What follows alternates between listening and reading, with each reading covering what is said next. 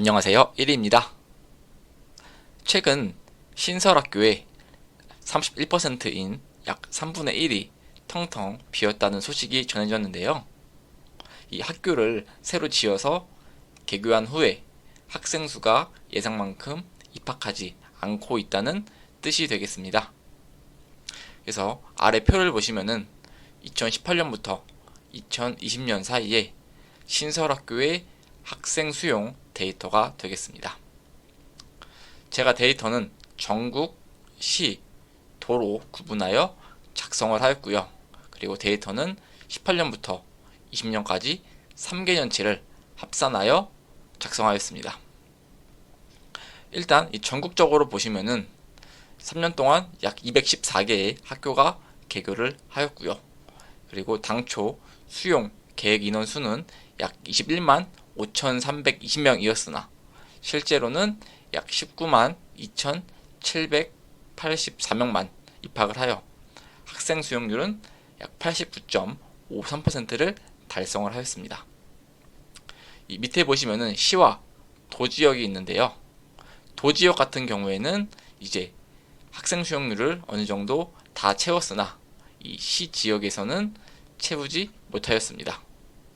그래서 우측에 보시면은 이 경기도, 강원도, 충북, 충남 이런 도 같은 경우에는 대다수의 예상 인원수를 채웠으나 이러한 광역시, 특별시 같은 서울, 부산, 대구, 인천 등은 채우지 못한 것으로 데이터가 나왔습니다. 그래서 우측에 보시면은 총 3가지로 구분하여 이 데이터를 전달드릴 건데요. 먼저 적정 학생 수용 학교 수와 그 다음에 과소 학교 수와 과대 학교 수를 보도록 하겠습니다.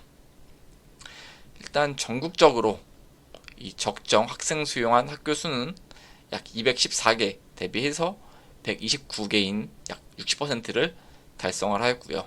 그리고 과소 학교는 67개로 그 비율은 31%가 되겠습니다.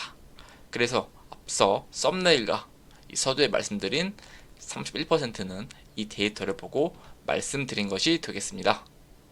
그 다음에 과대 학교 수는 약 8.4%로 10%에도 못 미치는 것으로 밝혀졌는데요. 이제 아래 시와 도 데이터를 보면서 좀 더 깊숙이 설명을 드리도록 하겠습니다. 주로 이러한 적정 학교 수는 그리고 과대 학교 수는 확연하게 이러한 도 지역에서 두드러지게 시 지역보다 많이 나타났고요. 그리고 시 지역에서는 적정 학생 수와 과대 학교 수가 도 지역 대비해서 확연히 적은 것을 볼 수가 있습니다.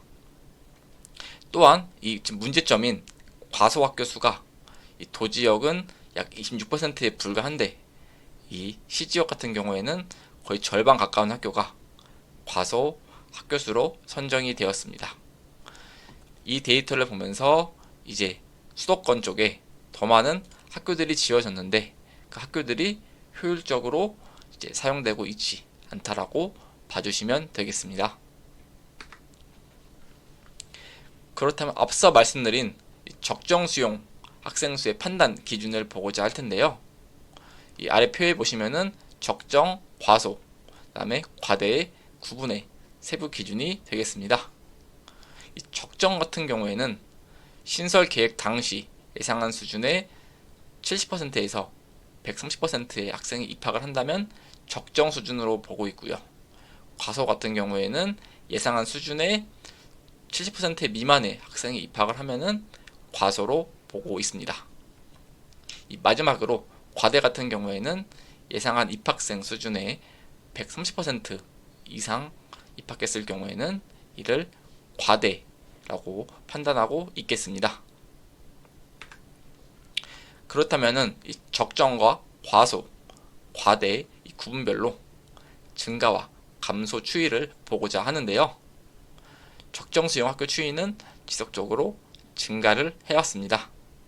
그렇지만 이와 반대로 과대 수용 학교는 계속 이제 감소하는 추세에 있겠습니다. 그리고 이제 과소 수용 학교가 제일 문제인 점인데요.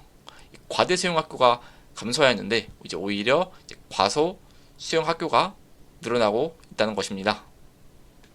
이러한 부분이 이제 학교가 계속 지어지고 있는데 그에 따른 학생 수가 충족되고 있지 못하는 것이 이 데이터에서 확연히 드러나고 있는 것입니다. 그렇다면은 이 과소 수용 원인과 해결 방안을 좀 보고자 하는데요. 문제점을 먼저 설명을 드릴 텐데요. 이 학생 유발률을 적절하게 추정하고 있지 못하고 있습니다. 과거와 유사한 방식으로 추정함에 따라서 개선이 필요해 보이고요. 이 부분은 교육청에서 실시를 해줘야 합니다. 제가 현상 파악을 좀 해봤는데요. 출처는 2020년 학생 유발률 산출 연구 용역 보고서인 광주광역시 교육청 전남대학교 산학협력단 자료를 참고하여 데이터를 가지고 왔습니다. 총 3가지의 도지사를 보려고 하는데요. 광주 같은 경우에는 자치구별 학생 수를 세대수로 나누어 유발률을 산출을 하였고요. 서울 같은 경우에는 아파트 평형별로 주택수를 나눠서 기준으로 유발률을 산출하였습니다.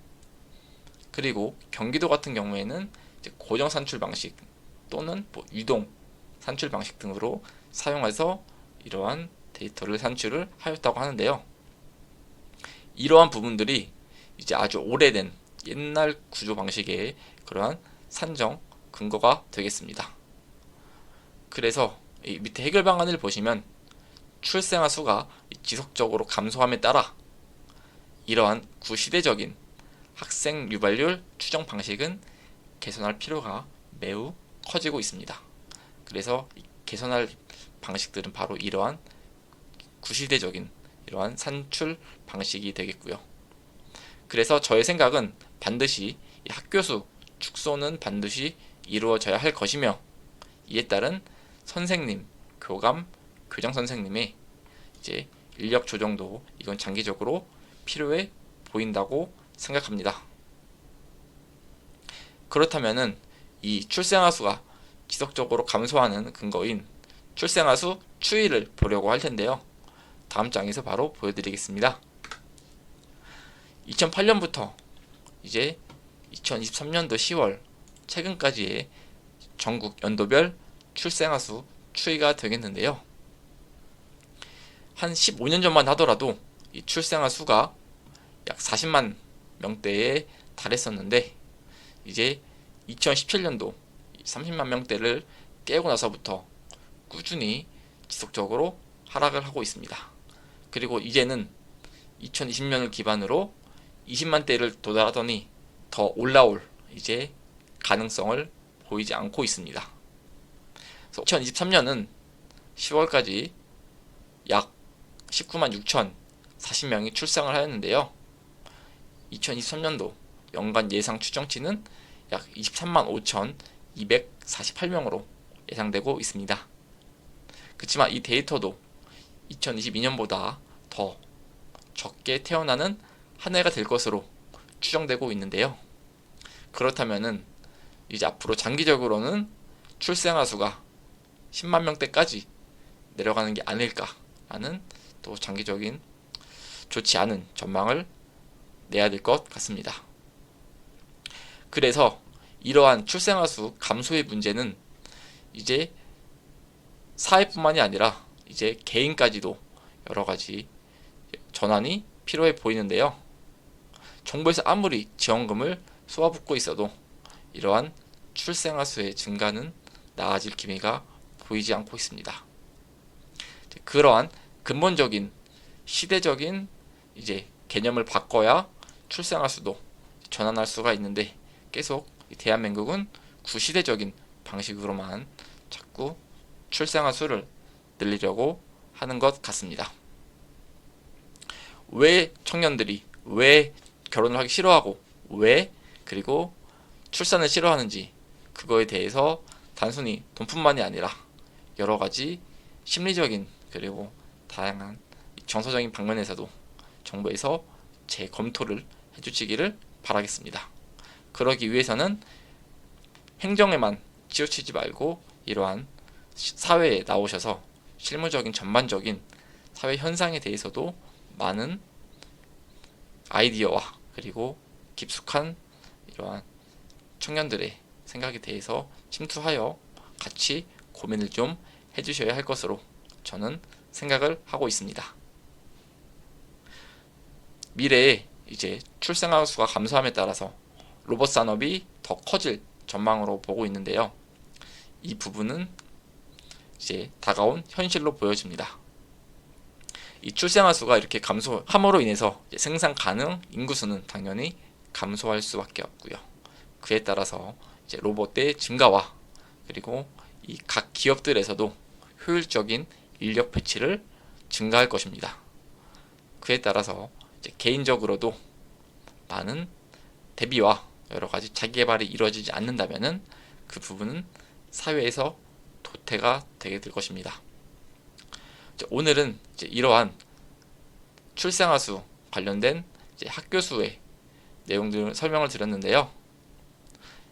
대한민국이 이제 장기 불황에 접어들 것으로 예상이 되는데 그 불황을 호황으로 바꿀 수 있는 여러 가지 대응안들이 조금 많이 나왔으면 좋겠습니다. 여러 가지 기획적인 측면에서도 정부 그리고 개인 스스로도 많이 발전을 하는 이 대한민국이 되기를 저는 기원을 드리겠습니다. 여러분의 구독과 좋아요는 큰 힘이 됩니다. 오늘도 좋은 영상 시청해 주셔서 감사합니다.